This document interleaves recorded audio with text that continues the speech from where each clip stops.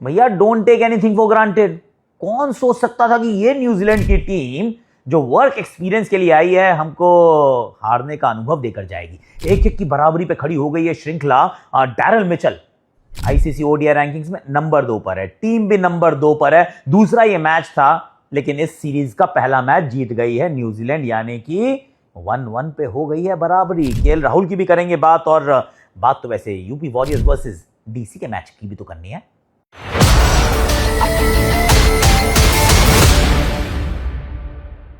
Hashtag Akashvani में आप सभी का हाथ जोड़ के स्वागत है। कैसे हो आप लोग? आई रियली होप कि आप अच्छे हो गए। फटाफट से सब्सक्राइब कर लो, क्योंकि करना चाहिए यार। Subscription is a very good thing, free है, ले लो। नंबर्स बढ़ते हैं, हमें अच्छा लगता है। नॉट दैट कि नंबर बढ़ने से कोई फालतू पैसे मिलते हैं, नहीं मिलते। आपके देखने से हमें अच्छा लगता है, तो प्लीज़ सब्सक्राइब कर लो यार। अच्छा लगता है कि चैनल जो है बढ़ रहा है, फैमिली जो है बड़ी हो रही है, तो इसलिए कर लो। अब कई जगह हमने एक्चुअली, पहली बात तो भारत को हार का सामना करना पड़ा है, जिसमें should I start with Daryl Mitchell दो, उसके बाद मैं फिर केएल राहुल के पास जाऊंगा, फिर मैं अपने भारतीय बैटिंग के बारे में बात करूंगा। Let me start with Daryl Mitchell, क्योंकि जो हमने केएल राहुल का है वो हम ऑलरेडी रिकॉर्ड कर चुके हैं, हमने क्रोमा पे किया था, तो उसकी बात बाद में कर लूंगा। पर Daryl Mitchell what a player यार। 30 साल की उम्र में इनका ओडीआई डेब्यू हुआ है, इंटरनेशनल डेब्यू हुआ है, और he has not looked back. मतलब इंडिया तो उसको इतना पसंद है कि पैन कार्ड बनवा दो, उसका आधार बनवा दो, उसका आधार को लिंक करवा दो आप, और बैंक अकाउंट खुलवा दो। क्यों? क्योंकि वर्ल्ड कप सेमीफाइनल सेंचुरी, धर्मशाला में सेंचुरी, इस मैच में सेंचुरी, पिछले मैच में 80+ रन। क्या है यार, भाई बहुत मारता है यार। और इनके मारने की जो खासियत है वो ये है कि स्पिन को अच्छा खेलते हैं, और स्पिन को दो तरीके से अच्छा खेलते हैं, कि ये स्वीप भी मारते हैं, ऐसे वाला पैडल शॉट भी मारते हैं, कदमों का इस्तेमाल भी करते हैं, और इस मैच में तो बैकफुट से बहुत अच्छा खेले हैं। भारतीय स्पिनर्स को ना, मतलब बिल्कुल नेस्ता नाबूद किया, डिसमिस। सामने वाली टीम थी, उन्होंने 20 ओवर डाले स्पिन के बिटवीन लेनेक्स एंड ब्रेसवेल, मात्र 76 रन दिए थे, 2 विकेट चटकाए थे।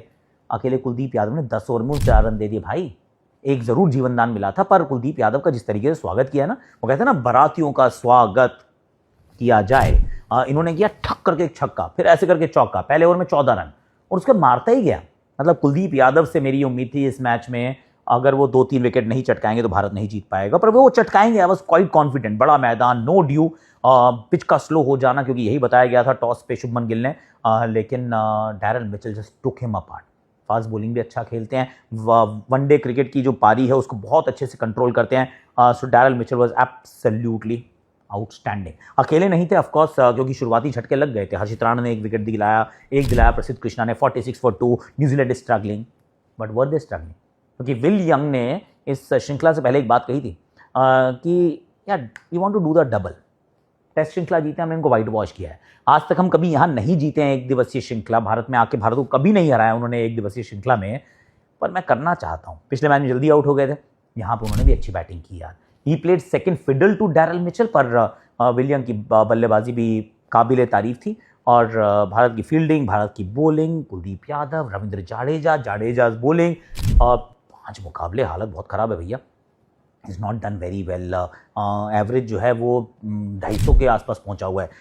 इकोनॉमी जो है वो 6 से ऊपर चल रहा है, तो किसी भी तरीके से देखो, रनआउट भी मिस हो गया, फील्डिंग अच्छी नहीं हो पा रही है, बैटिंग में रन नहीं बन रहे, वो बात की बात है। पर बॉलिंग में भारतीय spinners didn't really make an impact. Nitish Kumar Reddy से ज़्यादा गेंदबाजी कराई नहीं जाती। अंत में जाके ग्लेन फिलिप्स मैच को ख़त्म कर देते हैं। ना तो इंडिया अच्छी कैचेस पकड़ रहा है, कैचेस में are percentage is gone down match radically. Actually worst performing side है अगर हम टॉप 10 टीम्स को देखें in catches since the world cup. Very bad, very very bad. और गेंदबाजी में स्पिन से हमें बहुत उम्मीदें थी, वो भी हमारी दाल गली नहीं। और 285 हमें तो हाफवे स्टेज पे लग रहा था कि ठीक ठाक टोटल है यार, पर इतनी आसानी से रन चेज हो गए। That is a bit of a surprise and a bit of a shock. ये अच्छी बात नहीं है। 1-1 की बराबरी साउथ अफ्रीका ने भी की थी, यहाँ न्यूजीलैंड ने भी कर दिया है, और ऑस्ट्रेलिया वाली श्रृंखला तो हम हार के ही आ रहे हैं वैसे। Not a good story, not a good story. पर एक अच्छी स्टोरी थी, वो थी केएल राहुल की। तो केएल राहुल की रिकॉर्डिंग मैंने वहाँ की थी, तो पहले वहाँ चलते रहती, उसके बाद फिर वापस आके अंजुम को की तरफ हम थ्रो कर देंगे कि भाई तुम करा दो, बता दो जरा WPL के बारे में। केएल राहुल की कर लें बात। और मैं एक्चुअली आपको कुछ बताना चाह रहा हूँ कि केएल राहुल का बतौर ओपनर औसत क्या है, क्या रहा होगा। सोचो जरा कि भाई किसी बंदे ने ओपन करनी शुरू की, what is an acceptable average. So बतौर ओपनर उनका 40+ एवरेज है, 40+ एवरेज, डिसेंट सैंपल साइज, 3 शतक वहाँ पे जड़े हैं। So you would think and assume कि यार अच्छा ही किया है, मतलब शायद 50 वाला औसत नहीं है पर अच्छा किया। 40+ is a fairly decent average as an opener. पर उनको फिर ओपन से हटाया जाता है, कह रहे नहीं यार तुम ओपन ओपन मत करो, राहुल तुम्हारा नाम है तो तुम तो कुछ भी कर लोगे, जब तुम कुछ भी कर सकते हो तो तुम्हें यही क्यों करना है। ओपन सब करते हैं, टॉप ऑर्डर में बैटिंग करना, रन बनाना, मौके ज्यादा होते हैं, उन्हीं के नाम सारे रिकॉर्ड्स होते हैं, उठा के देख लेना, नाम उन्हीं के होते हैं रिकॉर्ड जो ऊपर बैटिंग करते हैं व्हाइट बॉल क्रिकेट में। तो उनको कहा नहीं तुम ऐसा करो 4 पे जाओ, तुम ना जगह नहीं बन पा रही ऊपर, तुम 4 पे निकल लो। उन्होंने कहा जी मैं निकल लेता हूँ जी, कोई बात नहीं, जैसा आपको, आपका हुक्म सर आंखों पे, क्योंकि मुझे तो भारत को जिताना है। नंबर 4 पे गेस करो कि भाई का क्या औसत रहा होगा। 13 पारियां वो कुल खेले हैं वहां पर, उसमें 2 उन्होंने शतक जड़े हैं, 55 का औसत है भाई का, 55 का औसत एट नंबर 4। तो ऐसे में अगर किसी का औसत 55 का हो, 2 शतक हो 13 पारियों में, आप क्या कहोगे, मिल गया भैया, इंडिया को अगला नंबर 4 मिल गया, आप कहीं और नहीं देखना, लेफ्ट राइट नहीं, KL Rahul you are the man. और ऐसे में तो आप कीपिंग भी कर सकते हो, करेक्ट है ना, क्योंकि मिडिल ऑर्डर में बैटिंग कर रहे हो, कीपिंग की कोई समस्या नहीं। अभी कीपिंग पे आने वाला था पर मैंने यही डाल दिया।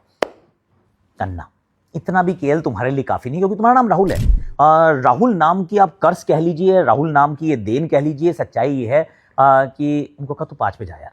सी क्या है, हमें ना फिनिशर चाहिए, अब ऋषभ पंत को चोट लगी हुई है, ऐसा कर कीपिंग भी कर ले, ऋषभ भी तो 5 पे खेलता था ना, तो 5 पे खेल ले यार, तो वहां हमारा काम कर दे, क्योंकि ना हमें चाहिए कोई वहां पे बैटिंग करने वाला।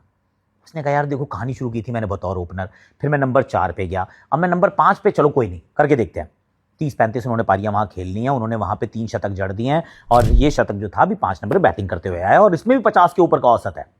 फिर आप क्या करोगे, कहोगे यार अब तो पक्का, इसके बाद नहीं, देख तेरे को हमने बहुत ऊपर नीचे किया है, इसके बाद हम तेरे को कहीं नहीं लाएंगे। क्यों, क्योंकि तू अच्छा कर रहा है यार, तू कमाल लाजवाब राहुल है यार, तू बड़ा क्लासी है, we are going to be fair to you now.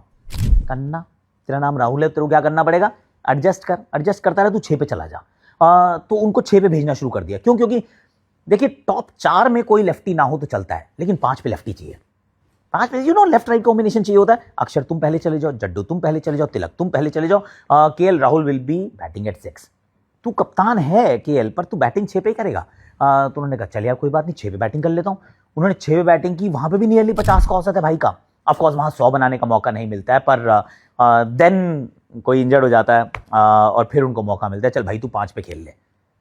खेला, 100 बना दिया, पर अभी भी इस बात की कोई गारंटी नहीं है कि वो 5 पे खेलते रहेंगे ना। वंडर कि आपके पास जो ताकत होती है, ताकत मतलब आप कुछ बहुत अच्छा करते हैं तो वो आपकी ताकत मानी जाती है, वर्सेटैलिटी, कि आप यहाँ भी खेल सकते हो, वहाँ भी खेल सकते हो, आप कीपिंग भी कर सकते हो, कप्तानी भी कर सकते हो, आप बाहर भी बैठ सकते हो, आप दूसरों का ब्लेम भी ले सकते हो। तो वो तो मतलब दिस इज केएल राहुल कहानी।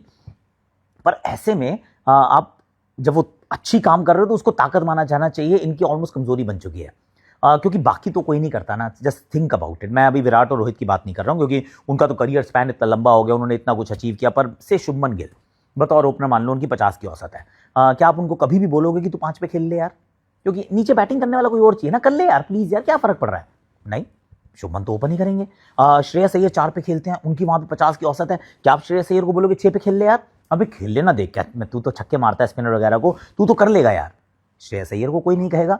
जब कोई किसी को नहीं कह रहा कि तुम अपनी प्रेफर्ड जगह, बेस्ट जगह छोड़ के तुम कहीं और जाओ, क्योंकि यहां तुम सबसे अच्छा करते हो, तो फिर देन वाई केएल राहुल यार। मतलब केएल राहुल के साथ ऐसा क्या है कि उनको हम हमेशा ये पलट के कहते हैं, देख तू तो वहां भी खेल लेगा, तू तो वहां भी खेल लेगा, तेरे लिए क्या सही है इज नॉट इंपॉर्टेंट, टीम के लिए तेरे से हम क्या बेस्ट निकलवा सकते हैं वो हमें चाहिए। This applies only on KL Rahul, like it hate it. और बहुत सारे हेटर्स हैं, और वो कई लोग हैं जो 19 नवंबर से मूवी नहीं किया, वहीं टिके हुए हैं कि भाई तुमने चौका नहीं मारा था। फाइन सर नहीं मारा था, अकेला नहीं था, और उसके पहले भी मैच जिताए थे, उसके बाद भी मैच जिताए हैं, चैंपियंस ट्रॉफी में मुकाबले जिताए हैं। जो कहते वो करता है, पर फिर भी कोई अप्रिशिएट नहीं करता अच्छे से। ट्रोलर बहुत सारे मिल जाते हैं कि आउट होते वो ट्विटर पे पहुंच जाते हैं, देखो केएल राहुल, देखो ये उसमें, सब प्रकार के लोग हैं। तो अनफॉर्चुनेट है, पर एक बार फिर उन्होंने 100 बना के ये बताया कि कीप मी हियर यार, 5 पे अगर आप मुझे रखोगे तो मैं पूरा मैच को कंट्रोल कर सकता हूं, मैं आगे ले जा सकता हूं, एंड में एक्सेलरेट कर सकता हूं, स्ट्राइक फार्म कर सकता हूं, टेल के साथ बैटिंग कर सकता हूं, मैं सब कुछ कर सकता हूं, पर आप फिर भी जो कहोगे मैं कर लूंगा। आप कहोगे 6 पे, मैं 6 पे चला जाऊंगा। That's the story of KL Rahul, and I am going to say just one thing. हो सकता है आप कहोगे यार पीआर मत करो यार, तुम्हारा ये, तुम केएल राहुल का पीआर करते हो, पर सच बात यह है कि अगर आप अप्रिशिएट नहीं कर सकते हो, पिछले मैच में 6 नंबर बैटिंग करने आया, एंड में छक्का मार के मैच जिताया, एंड तक खड़ा रहा था ना, और यहाँ पर भी आपको 112 रन की नाबाद पारी खेल के गया, कुल मिला के इनका ये 8वां एक दिवसीय शतक था।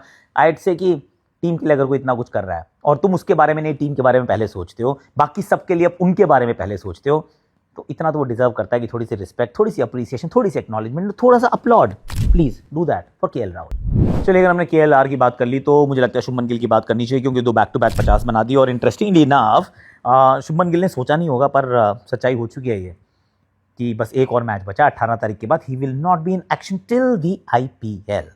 यस सर, ये भी T20 के वाइस कप्तान थे, अब T20 टीम का हिस्सा भी नहीं है। His life has change quite a bit, पर पहले मैच में स्क्रैची 50, इस मैच में फ्लुएंट 50। अच्छी एक्चुअली उन्होंने 50 बनाई, बड़े अच्छे शुरुआत से अच्छे से खेल रहे थे। जिस तरीके से आउट हुए 19 नवंबर, मुझे फिर याद आ गया, क्योंकि इसी तरीके से स्टार्क की गेंद पर आउट हुए थे। So that is what it is. पर दोनों मैचेस में 50, और वो कहते हैं ना कि बिना मरे स्वर्ग नहीं मिलता, मतलब पापा कभी कभी कह दिया करते हैं। तो एज अ मेटाफॉर, सिमिलरली बिना समय बिताए, अगली लगे, मेहनत किए ना, फॉर्म वापस नहीं आता है। सो वो काम उन्होंने पहले मैच में किया वडोदरा में, and then he played a lot better in Rajkot. So that was good story. पर वो अकेले नहीं थे। रोहित शर्मा कैसे आउट हुए पीछे की तरफ, वो मैक्सी की गेंद पे आउट हुए थे, और मुझे ऐसा लगा कि यार ये इंडिया ऑस्ट्रेलिया के मैच का हाईलाइट लगा दिए क्या। विराट कोहली कैसे आउट हुए थे, प्लेड ऑन कमिंस को, वो भी प्लेड ऑन होते हैं। तो 3 dismissals were almost identical, reminded me of 19 November. और लोग कहते हैं कि man move on, we don't move on sir, no no no. कहीं दिल पे चोट लगती है, हम वहीं रहते हैं, बात नहीं करते हैं पर हम करते हैं। एक दिल को चोट लगती है, समझा करो बात। पर कुल मिला के उसमें श्रेयस अय्यर का जल्दी आउट हो जाना, बाद में रविंद्र जाडेजा क्वेश्चन मार्क है, क्योंकि धीमा खेल रहे थे, बहुत धीमा खेल रहे थे। ऑफ कोर्स रिकंस्ट्रक्शन, रीबिल्डिंग का फेज था, लेकिन थोड़ी सी फॉर्म प्राप्त करते, थोड़े से रन बना देने, gets out, and that's not good यार। जड्डू के पक्ष में नहीं जा रहा है ODI फॉर्मेट। चैंपियंस ट्रॉफी के बाद से बॉलिंग के अंदर आंकड़े देख लो, they are not looking good at all. Batting के अंदर आंकड़े देख लो, वो भी नहीं अच्छे दिख रहे हैं। It is not a good story. और एक जो बड़ी कहानी थी वो ये थी कि लेनेक्स का अपना डेब्यू करते हैं, 10 ओवर में 41-42 रन देते हैं यार, 1 विकेट लेते हैं। माइकल ब्रेसवेल गेंदबाजी करते हैं, 10 ओवर में 34 रन देते हैं, वो भी 1 विकेट लेते हैं। एंड यू आर वंडरिंग कि यार पिच ज़रूर थोड़ी सी स्लोइश है, पर इतनी तो नहीं है ना कि 2 स्लाइटली इनएक्सपीरियंस्ड बॉलर्स, एक डेब्यू करने वाला बॉलर, वो जो है आपको एकदम से बांध के रख देगा। सो 280, ऑफ कोर्स अभी मैच चल रहा है by the time we are recording, और डैरल मिचेल जो है वो 100 के बिल्कुल बगल में खड़े हैं, 98 पे पहुंच चुके हैं, 100 बनने वाला उनका, बना ही देंगे आई थिंक। पर एहसास तो हुआ कि हमारी स्पिन वर्सेस उनकी spin, if they have bowled spin better या फिर they have played spin better, किसी भी तरीके से आप देखो उसमें, मतलब टैक्टिकली इट्स अ फेलियर। मतलब वो आपको देखना पड़ेगा, थोड़ा सा गिरेबान में झांकना पड़ेगा कि अगर डेब्यूटेंट कोई आता है वो आपको पकड़ लेता है, नहीं हिलने देता है। ब्रेसवेल वो 2 राइट हैंडर्स को बॉल डाल रहा है, पर 8 ओवर में 17 रन ही देता है। इसका अर्थ क्या हुआ? इसका अर्थ ये हुआ कि सर आप थोड़ा सा अपनी बैटिंग पे दम लगाओ, क्योंकि ये कहानी अच्छी नहीं है। ऐश की बात पे एक बात मैंने सुनी थी, एक मैच भी अगर न्यूजीलैंड जीत गई तो समझ लो श्रृंखला जीत गई। ऐसी टीम आए हैं वो लेकर, पर you know, if you know you know, it's not a good story. बाकी हम बाद में करेंगे कमेंट्री का, एक्चुअली अब समय आने वाला है। 99 पे पहुंच गए हैं डैरल मिचेल, और फिर रति हम ना दूसरे कमरे में करेंगे, क्योंकि इस वाले कमरे में तो कई बार रिकॉर्डिंग हो रही होती है। So will go there. और क्योंकि हमारा 10 घंटे का काम होता है, तो मैं पोस्ट मैच नहीं कर रहा हूँ, मेरा खत्म हो जाएगा तब तक काम, समय खत्म हो जाएगा, काम नहीं खत्म होगा, समय खत्म हो जाएगा। Then I will record where we sit, all commentator sit at a place, उसको होल्डिंग एरिया कहते हैं। तो वो करेंगे, और थोड़ा सा खाना भी खा लूँ क्या, थोड़ा खाना खा लेता हूँ, मुझे लग रहा है आज हॉट एंड सार सूप बना है, मैं देख के आया था, थोड़ी मिर्ची ज़्यादा, बट आई सी, अभी जाता हूँ। अच्छा, वहाँ से मैं फिर वापस यहीं आ गया, कहीं नहीं आया, यहीं बैठा हुआ था। तो अब ज़रा WPL का रुख कर लेते हैं। और इंटरेस्टिंग है कि एक के बाद एक रिटायर्ड आउट हो रहे हैं पीपल। मतलब क्या वो जो रिजवान रिटायर्ड आउट हुए हैं, हर बंदा हो रहा है, या हरलीन देओल भी रिटायर्ड आउट हो गई, कल परसों आयुष सोनी वो रिटायर्ड आउट हो गई, बहुत रिटायर्ड आउट हो रहे हैं यार। तो ये वाले मैच की कहानी आपको अंजुम चोपड़ा जी बताएंगी। Over to you Chopra ji, Chopra calling, Chopra. Harleen Deol को बाहर बुला लिया जब वो 47 पे बैटिंग कर रही थी and she was looking good, और उसके बाद यूपी ने 13 रनों में 5 विकेटें गंवा दी, और रन इतने भी नहीं बनाए कि वो कम से कम दूसरी टीम को परेशान कर पाती। ये रीजन क्या था बाहर बुलाने का, बिल्कुल समझ नहीं आया, क्योंकि एक वही प्लेयर थी जो कम से कम सॉलिड लग रही थी, खासतौर पर तब जब कप्तान मैग लैनिंग बाहर जा चुकी थी। Was it really needed? I don't think so. Harleen Deol को भी तो रनों की जरूरत है ना, क्योंकि वो पिछले दोनों मैचेस में रन्स बना नहीं पाई थी। इस मुकाबले में कम से कम बैट और बॉल का अच्छा मिलन हो रहा था, टाइमिंग अच्छी चल रही थी एंड इन फॉर्म दिख रही थी। बाहर बुलाने के बाद जो अंदर आया वो तो वापस चलता हुआ गया। क्लोई ट्रायन भी बाहर चली गई, सोफी एकिलसन भी बाहर चली गई, श्वेता शेरावत भी रन बना नहीं पाई। तो मुझे ये इम्पैक्ट जो क्रिएट करने का थॉट था वो बिल्कुल फॉल फ्लैट होता हुआ दिखा और डिसीजन बिल्कुल ठीक नहीं दिखा, इनफैक्ट बैकफायर कर गया। पिछले मैच में भी ऐसा हुआ था यूपी के साथ, इस मुकाबले में भी हुआ। तो मुझे लगता है कि वापस रीथिंक करने की बहुत ज्यादा आवश्यकता है, क्योंकि जीत तो रही नहीं है यूपी की टीम, एंड इनफैक्ट बैटिंग में भी बहुत ज्यादा फेरबदल है और बॉलिंग में तो है ही। तो things are not looking very good. Deepti बहुत लेट आई बॉलिंग करने के लिए और हरलीन को बाहर बुला लिया गया बैटिंग करते हुए, समझ नहीं आया क्यों। Thank you so much Anjum, and thank you so much आप लोगों को फॉर वॉचिंग। आपने कहा था WPL कवर किया करो, सर कोशिश कर रहे हैं। देखो मैं नहीं तो दूसरा चोपड़ा सही ना, she is an authority on women's cricket, all things women cricket. Anjum is an authority. तो यही है हमारी मतलब अर्जुना अवार्डी, भारतीय कप्तान and phenomenal player and a good broadcaster. तो चोपड़ा जी आपको बताती हैं WPL के बारे में। इनके चैनल को भी ज़रा लाइक शेयर सब्सक्राइब कमेंट कर लीजिएगा। आज के लिए अभी के लिए इतना ही है, मैं जा रहा हूँ दिल्ली। कल मैं सोच रहा हूँ ऑस्ट्रेलियन टीम का स्वास्थ्य करें क्या, मतलब strength, weaknesses, opportunities and strategy. Let me think about it. आप भी बताना कमेंट सेक्शन में कि थोड़ा वर्ल्ड कप का कंटेंट बनाना शुरू करें क्या, करना चाहिए ना। There is gap between the two games, करते हैं, चलो उसकी बात कर लेंगे।